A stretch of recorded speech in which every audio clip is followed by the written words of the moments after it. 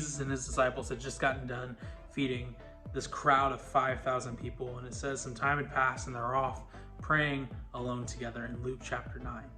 And as they're off praying alone together, Jesus asks his disciples two important questions. Two questions that I believe are important for you and I to understand. And it says this in Luke chapter 9, starting in verse 18. Now it had happened that he was praying alone, and the disciples were with him.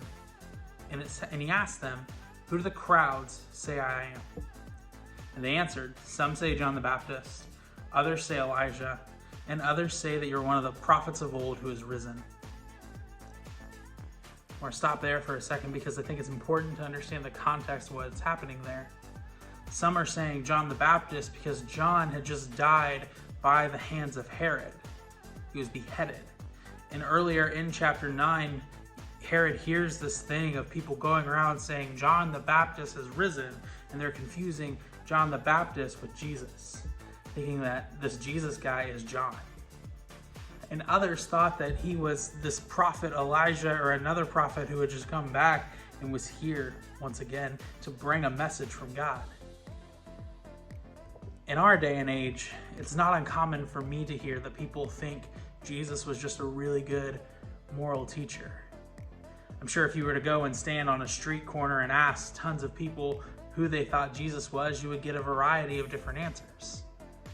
And that's the answer I have heard over and over again, is that he was just a really good moral teacher.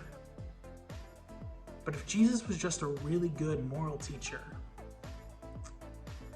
then why should we go to church? If Jesus was just a really good moral teacher, then why should we celebrate communion? If Jesus was just a really good moral teacher, then why do we worship him?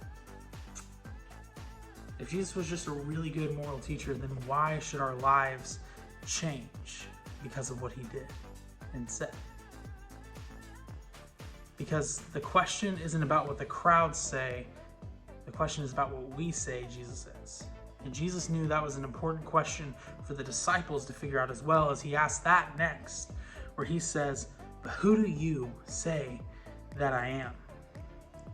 And Peter pipes up and he answers, "You are the Christ of God. You are the Son of God. You are God who has come."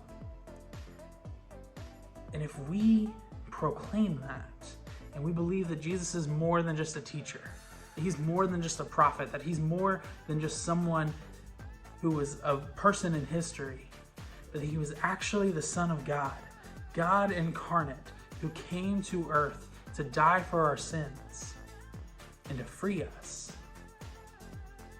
then it should change everything. It should change the way we live. It should change the way we think. It should change the way we interact with others. It should literally change everything. Because if Jesus was just a really good moral teacher, then the cross doesn't matter. Then changing the way you live doesn't matter. But if we answer the question that Jesus is Lord, when he asks us, who do we say he is, then it should change everything about our lives. Our lives should look different based on the answer of that question.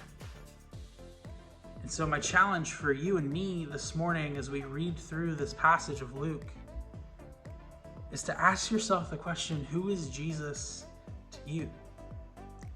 Because if Jesus is Lord, then our lives should dictate it.